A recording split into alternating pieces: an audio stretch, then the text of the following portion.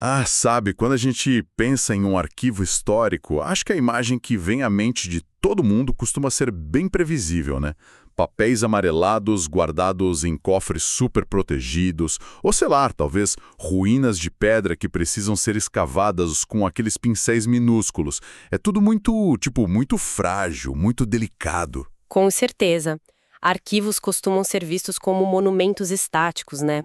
Coisas paradas no tempo que a gente tenta preservar sob redomas de vidro para não desmoronarem ao primeiro toque. Exato. Mas e se o arquivo mais antigo, mais duradouro e tecnologicamente avançado da humanidade não for feito de papel nem de pedra?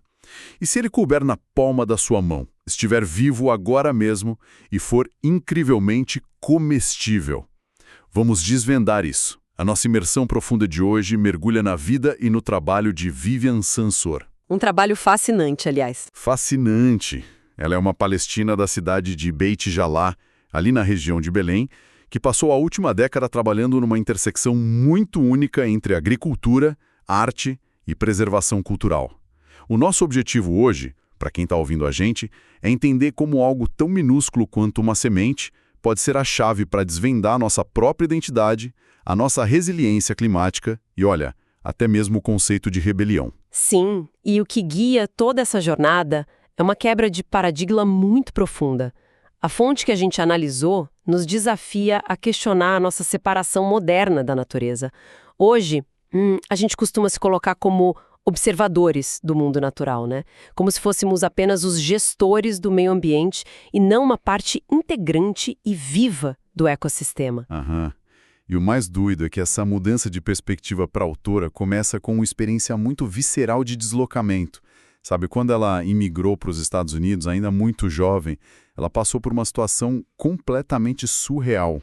Nossa, sim. A questão da origem, né? Isso. Ao dizer de onde vinha, ela ouvia pessoas perguntando onde ficava a Palestina, ou, pior ainda, afirmando categoricamente que o lugar não existia. Tipo, imagina o impacto psicológico de você ouvir repetidas vezes que a sua origem e o lugar de onde você veio é uma invenção. É isso, é a definição mais brutal de apagamento cultural, sabe? E a resposta que ela encontrou para esse apagamento é brilhante, porque... Ela não foi debater, né? Exato, não passa por um debate acadêmico maçante ou por tentar convencer as pessoas esfregando mapas antigos na cara delas. A resposta foi um retorno literal à terra. Ela usou o que ela mesma chama de bioherança. Sementes de damascos e de amêndoas com as quais ela cresceu. A lógica por trás disso é simplesmente irrefutável. Você não precisa provar a sua existência a ninguém quando as próprias sementes que você planta contam uma história milenar de presença contínua.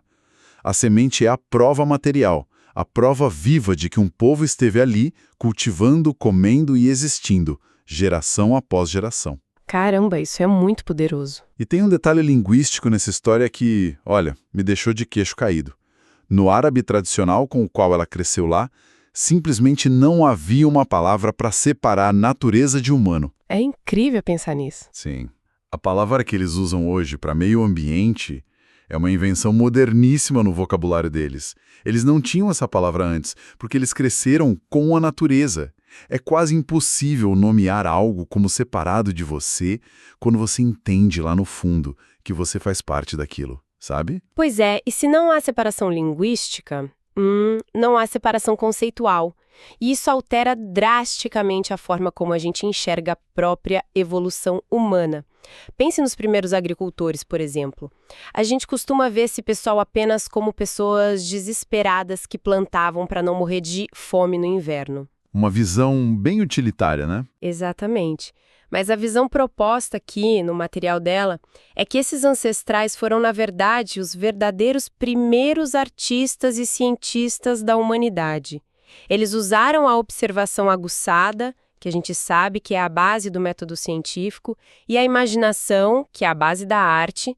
Eles olharam para uma grama selvagem que crescia na região do Crescente Fértil, ali pela Síria, Palestina, Jordânia, Iraque. E viram um potencial absurdo naquilo. Sim, E ao longo de milhares de anos, eles transformaram aquela grama rústica que mal dava para comer no trigo robusto que a gente conhece e consome hoje. E foi aí que eu viajei nessa ideia tentando entender a escala da coisa.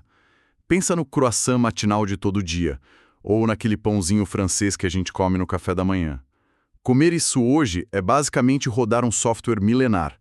Os nossos ancestrais foram tipo os programadores originais. Eles pegaram o código aberto da natureza e começaram a compilar isso, por tentativa e erro. Se conectarmos isso com um panorama maior, o mecanismo por trás dessa compilação genética é absolutamente fascinante. Pensa bem, sem microscópios, sem laboratórios de biotecnologia caríssimos, foi apenas pura observação diária. Muito suor e observação. Para os 10% que sobreviveram e entendia, tem algo especial aqui. Aquela planta tinha uma resistência invisível. Aí ele pegava apenas aquelas sementes específicas e as plantava no ano seguinte. Eles estavam literalmente salvando as linhas de código genético que deram certo. É a melhor analogia. Cruzavam plantas com grãos maiores, com plantas que resistiam aos ventos fortes, e geração após geração eles iam debugando a planta até chegarmos a essa tecnologia ancestral absurda que a gente, hoje em dia, simplesmente mastiga e engole sem pensar muito no supermercado. Sim. E se a gente conectasse a ideia de tecnologia ancestral com o modo como vivemos hoje, o impacto é gigantesco, né? Porque quando vamos ao supermercado e compramos vegetais estéreis, todos perfeitamente idênticos, todos embalados em plástico, a gente esquece que somos o resultado dessa longa coevolução. O conceito de que nós somos sementes meio que devolve a responsabilidade para o nosso colo. Com certeza. Porque, olha, toda vez que alguém decide o que plantar ou até o que comprar na feira, está decidindo o que vai para o solo, o que vai para os lençóis freáticos e para a nossa própria biologia. Nós não somos consumidores passivos numa vitrine, somos a ponta atual de uma linha evolutiva que começou lá atrás, há milhares de anos. E essa genialidade ancestral não é só uma curiosidade histórica legal para contar num jantar com os amigos. É uma ferramenta urgente de sobrevivência, de verdade. O material menciona anomalias climáticas modernas, sabe? Como aquela nevasca severa e completamente atípica que paralisou Texas recentemente. Sim, o clima global está caótico. Lugares muito quentes estão simplesmente congelando do nada. Exato. E para enfrentar isso, o relato dela traz para o centro do palco as sementes palestinas chamadas Baal. É fascinante porque o nome é uma homenagem à antiga divindade cananeia que era associada tanto à fertilidade da terra quanto à destruição total. Eram sementes tradicionalmente plantadas pelas comunidades que rezavam para essa divindade justamente quando as chuvas não vinham de jeito nenhum. Mas aqui, olha, eu preciso fazer o papel de advogado do diabo por um segundo. Porque a afirmação que é feita sobre essas sementes parece ficção científica. É dito que essas sementes de tomates, abobrinhas e melões crescem com zero irrigação. Zero. Elas dependem única e exclusivamente da chuva sazonal e da umidade do ar. Tipo, como isso é biologicamente possível numa região tão árida? Parece mentira, né? Mas a biologia dessas plantas é uma verdadeira aula magistral de adaptação extrema. Se você comparar, ao contrário das plantas comerciais de hoje que desenvolvem raízes super curtas, porque elas sabem que a água da mangueira vai chegar todo santo dia... Elas ficam preguiçosas, né? Exatamente, ficam acomodadas. Já as sementes Baal desenvolvem sistemas radiculares incrivelmente profundos e agressivos. As raízes penetram fundo no solo mesmo, para buscar a umidade residual que ficou acumulada lá de baixo durante as chuvas de inverno. Uau. E não para por aí. A folhagem dessas plantas funciona quase como um toldo natural, sabe? Elas criam um microclima bem pertinho do solo que retém o orvalho da madrugada e impede aquela evaporação rápida que o sol do deserto causa. Usando a sua metáfora de novo, elas foram programadas para otimizar cada mísera gota de umidade disponível na terra. Ok, eu admito que a agrobiodiversidade e esse mecanismo são incríveis. Mas a dúvida que fica é, será que métodos tão antigos como essas sementes Baal realmente dão conta da velocidade e, sei lá, da violência das mudanças climáticas atuais? Porque o clima hoje está mudando em questão de décadas, não em milênios. Uma semente milenar. Consegue acompanhar esse ritmo louco? Então, essa é a grande ironia da agricultura moderna. A nossa resposta contemporânea às mudanças climáticas tem sido correr para o laboratório e criar variedades altamente especializadas, super tecnológicas. Mas o grande problema é que essas sementes modernas são extremamente frágeis. Elas dependem de um ecossistema artificial. Perfeito. Elas precisam de fertilizantes super específicos, irrigação totalmente controlada, temperaturas quase perfeitas. No minuto em que o clima falha um pouquinho ou cai uma nevasca fora de época, a colheita inteira morre porque simplesmente não há diversidade genética ali. Todas as plantas são clones. Faz todo sentido. E aí entram as sementes ancestrais como a baoá.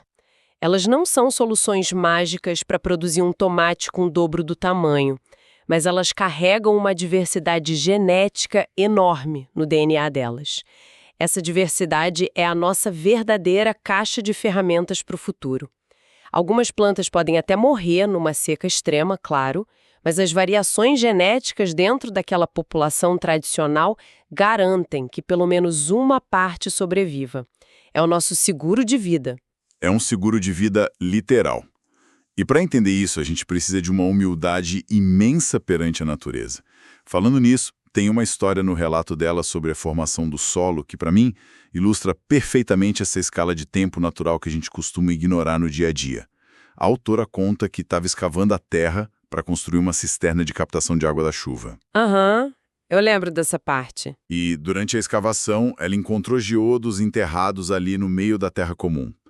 Ela descreve isso como um divisor de águas na vida dela, sabe? A percepção visceral de que o solo é um recurso de milhões de anos. Mas eu confesso que a ligação entre achar uma pedra oca com uns cristais dentro e a crise global do solo superficial não bateu para mim de imediato.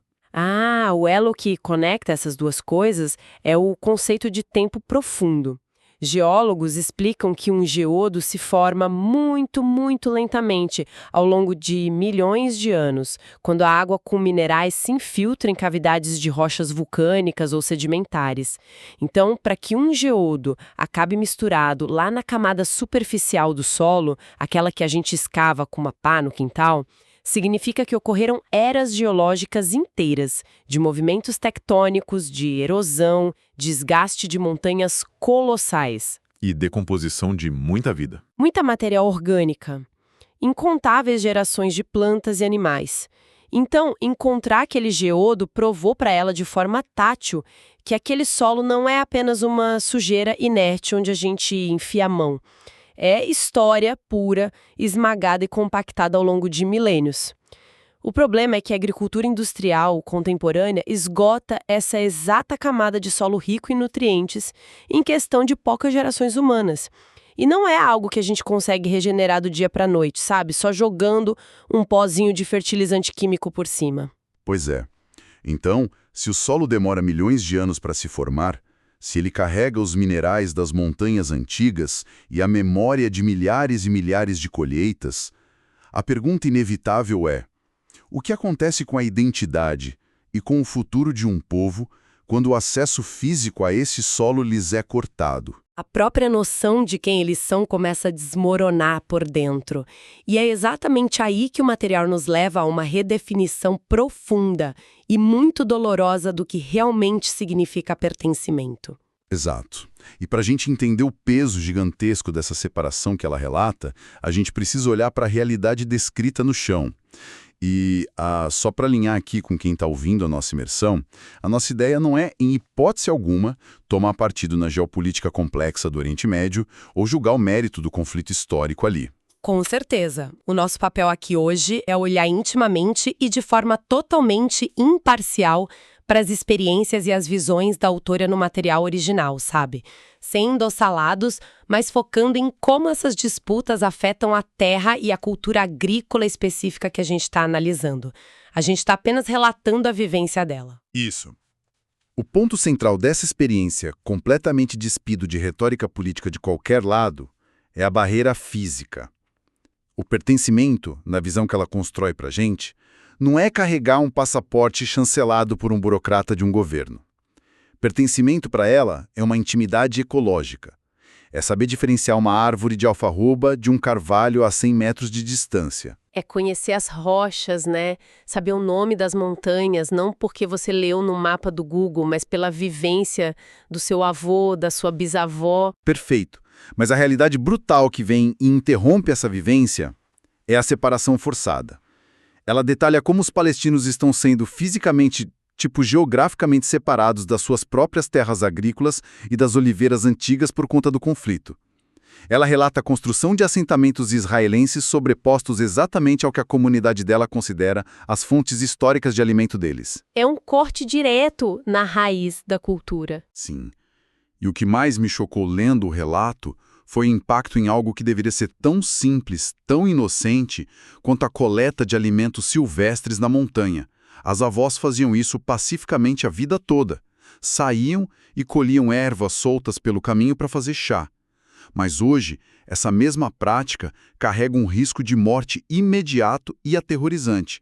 Ela relata que pessoas estão sendo baleadas simplesmente por tentar acessar alimentos que crescem livremente na natureza, do lado de fora das casas. Isso levanta uma questão importante e revela uma dinâmica sociológica muito específica sobre como o apagamento funciona na prática nua e crua. Ela traça no texto um paralelo histórico muito doloroso, muito contundente mesmo, com as comunidades indígenas lá nos Estados Unidos, os nativos americanos. É um paralelo que faz a gente pensar muito. Sim, porque historicamente essas populações indígenas perderam acesso às suas terras e pradarias, muitas vezes, olha a ironia, sob a justificativa de projetos de conservação ambiental. Projetos que, na prática, impediam o acesso tradicional e a caça que eles faziam há milênios. Quando a gente analisa o colonialismo sob essa ótica que ela propõe, o controle territorial não é apenas sobre fincar uma bandeira militar num topo de morro. Não, vai muito além do símbolo. O controle do acesso ao alimento é uma arma direta e muito eficaz de apagamento cultural. Pensa bem, se uma geração inteira de jovens não pode mais subir a montanha por medo de ser alvejada, em questão de 2 ou 3 décadas, ninguém mais naquela vila vai saber identificar as plantas medicinais. A língua perde as palavras específicas que descreviam aquela paisagem e a conexão culinária que unia a comunidade na mesa simplesmente desaparece no ar. É de cortar o coração. Diante de um cenário tão desolador, sabe, onde o simples ato de colher uma plantinha te coloca em risco de vida, acho que a reação mais natural para qualquer ser humano seria o cinismo e a desesperança. A mente racional olha para as estatísticas, olha para os muros e diz para você deitar e desistir. A mente racional frequentemente usa as evidências de repressão ao nosso redor para nos convencer de que não temos o que ela chama de agência. Aquela capacidade interna, intrínseca nossa de agir, de tomar decisões e, de alguma forma, moldar a nossa própria realidade. Mas olha, a saída que ela encontrou não foi tentar vencer apenas batendo de frente pela lógica, mas sim ouvir a inteligência profunda do coração, sabe, do instinto puro. A Bienal de Arquitetura de Chicago. Demorou um pouco para ela mesma entender o próprio espaço dela ali no meio de arquitetos. Mas ela percebeu que a arte atua como um refúgio totalmente livre para a imaginação humana. Exato. Onde a terra física e geográfica está cercada por muros, a imaginação constrói novos territórios que ninguém pode barrar. É lindo isso. E a forma como ela pega esse ímpeto imaginativo que a arte deu para ela e aplica na própria visão de religião é fascinante. Ela conta que cresceu frequentando uma escola católica rígida, e a experiência inicial dela com a fé foi totalmente moldada pelo trauma, pela culpa constante e por muita vergonha. Que, infelizmente, é bem comum quando textos antigos maravilhosos são usados puramente como ferramentas de controle dogmático e medo. Mas a grande virada de chave acontece quando ela consegue retirar esse peso do dogma e começa a olhar para a religião por uma lente estritamente ecológica e terrena. Os textos sagrados, de repente, se revelam como arquivos botânicos e registros de sabedoria natural. Totalmente. Ela cita, por exemplo, o Alcorão descrevendo 100 benefícios práticos do feno grego para a saúde humana. É uma botânica sagrada. E aqui é que a coisa fica realmente interessante. Ela pega essa mesma lente ecológica nova e a aplica na história da Páscoa cristã.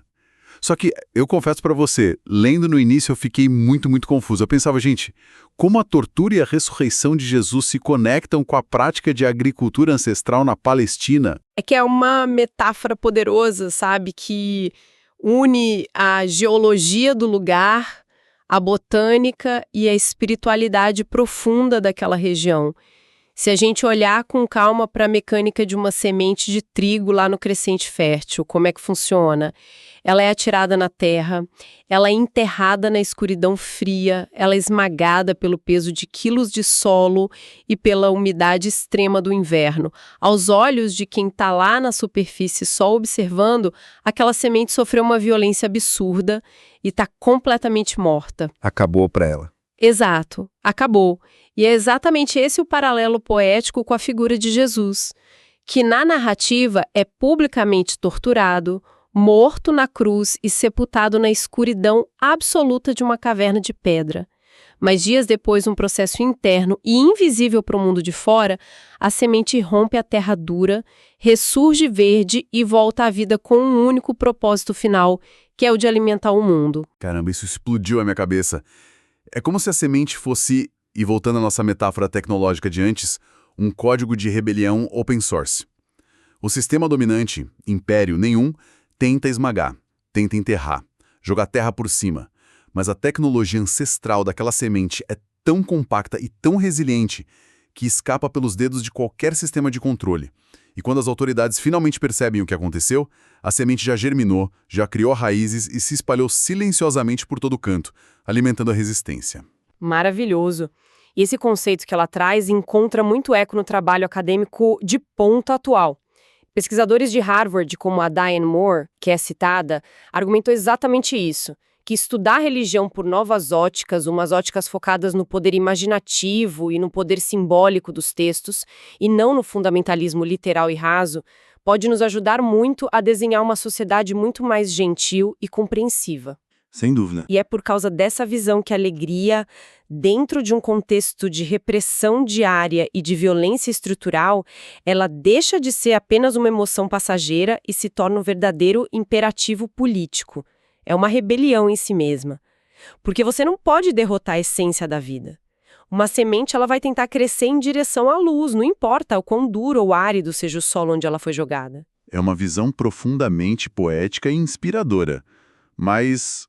E tipo, na segunda-feira de manhã, como a gente pega toda essa filosofia grandiosa e transforma num impacto tangível e mensurável hoje? Ela relata lá que descobriu o próprio poder quando um amigo perguntou como é que ela encontrava essa agência vivendo em meio a postos de controle diários de exércitos, checkpoints para todo lado e ruas proibidas de se andar. A resposta dela foi direta, né? Focar nas plantas e focar na escrita. Exato. E ela teve um mentor antigo que deu para ela um conselho que eu achei muito libertador. Ele falou, esqueça o como e foque no o quê. Mas aí eu fico me perguntando, e até jogo para quem está ouvindo a gente refletir, como é que nós aplicamos isso nas nossas vidas caóticas hoje? A sociedade inteira, os nossos trabalhos corporativos e tudo mais exigem, sei lá, planilhas de Excel com metas super precisas, projeções de 5 anos, KPIs estruturados. O como domina absolutamente tudo hoje em dia. Olha, o que é fascinante aqui é que a rejeição total dessa hiperracionalização moderna é exatamente o ponto da autora. O mentor dela não estava sendo ingênuo, ele estava defendendo uma profunda e radical confiança no processo orgânico das coisas. Pensa na biologia das plantas novamente. Uma árvore, ela não tem um cronograma trimestral para crescer folha, não tem reunião de alinhamento. Quando a visão central, que é o quê, é absolutamente clara e autêntica dentro de você, os caminhos logísticos, ou seja, o como, começam a se manifestar quase que naturalmente ao redor. Eles meio que se desenrolam. Sim. O impacto real de movimentos sociais orgânicos, assim, frequentemente funciona como o sistema radicular de uma floresta gigante. As raízes são totalmente invisíveis para quem está na superfície passeando. Você não consegue colocar uma rede de fungos e raízes complexas numa tabela simples de Excel. E, no entanto, são essas conexões caóticas e invisíveis por baixo da terra que sustentam ecossistemas inteiros e mantêm a floresta de pé. E as métricas de sucesso que ela valoriza na vida dela provam muito essa viralidade orgânica. Não estamos falando aqui de curtidas em rede social, engajamento ou métricas de vaidade online. O sucesso real para ela é tipo a cena de um agricultor de 85 anos gritando do alto de uma colina com lágrimas nos olhos porque ele descobriu que ela havia recuperado e cultivado a exata semente de pepino branco que ele comia lá na infância dele e que ele achou que estava extinta. É um resgate de alma. Muito. É a alegria silenciosa de você passar uma muda de tomate adiante de forma totalmente anônima, sabendo que aquela pessoa vai cultivar, vai colher os tomates, vai salvar a semente e vai entregar para o vizinho da frente. Ninguém assina um documento formal, não tem contrato, a semente simplesmente flui pela comunidade. Mas essa beleza orgânica toda não segue a fonte de jeito nenhum para a extrema urgência e a gravidade da situação atual. A paisagem ao redor dela está desaparecendo muito rápido. A Palestina de hoje é descrita no material de forma bem crua, quase como uma prisão a céu aberto em termos de sufocamento territorial e ecológico. A expansão urbana por cima do verde. Exato. Os antigos terraços agrícolas esculpidos nas laterais das montanhas há séculos e que abrigavam uma agrobiodiversidade rica e cuidadosamente mantida ao longo de várias gerações por aquelas famílias, estão sendo rapidamente engolidos pelo concreto. Estão sendo transformados no que ela chama, e é um termo doloroso, de cemitérios de concreto e biodiversidade. Eles estão sendo literalmente emparedados pelo desenvolvimento urbano forçado e por essa expropriação sistemática de terras. O que nos traz, isso é vital, ao projeto mais urgente que ela está liderando agora mesmo.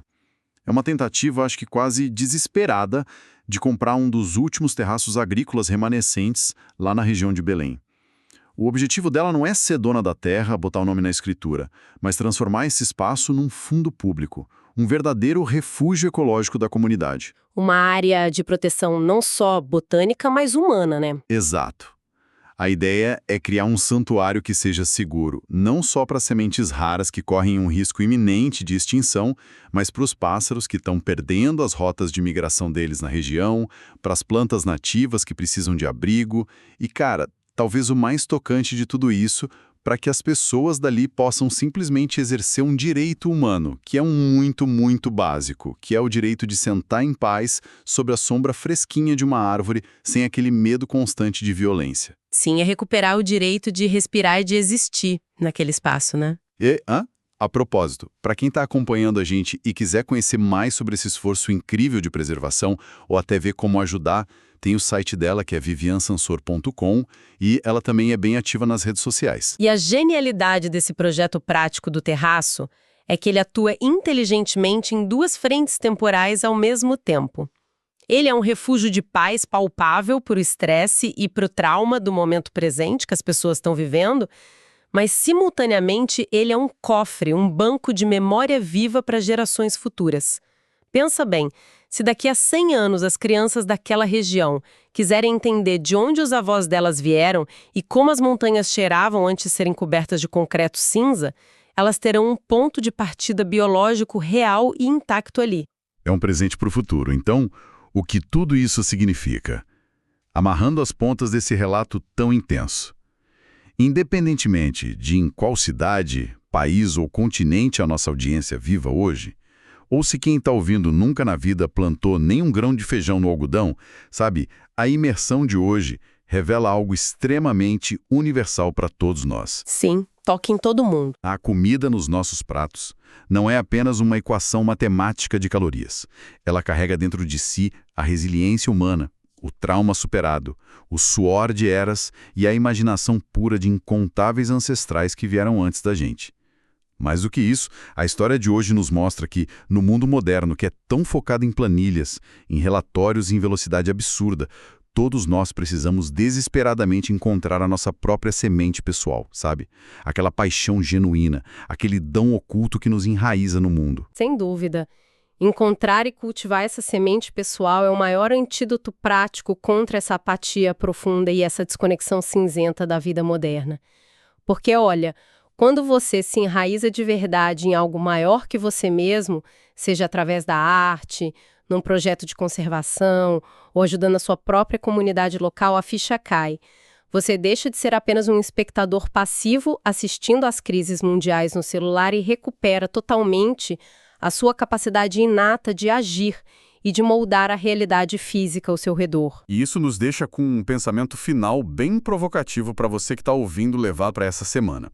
Nós vimos aqui como uma única pequenininha semente tradicional palestina, resgatada de um canto empoeirado de uma gaveta, carrega literalmente dentro de si milhares de anos de genialidade humana, resistência climática severa e muita cura. O que, claro, levanta uma questão fascinante, né? Quais segredos ancestrais, quais curas milenares esquecidas e quais adaptações climáticas incríveis e complexas estão trancadas exatamente neste exato momento nas plantas ignoradas que a gente chama por aí de ervas daninhas e que crescem teimosamente nas frestas do asfalto, nos nossos quintais e nos terrenos baldios das nossas próprias cidades. Elas estão todas lá, respirando quieta sobre a poluição, sobrevivendo sem que ninguém as regue com uma gota d'água, apenas esperando que alguém passe por ali, olhe para baixo e tenha a paciência e a curiosidade suficiente para ressuscitá-las. Imersão profunda.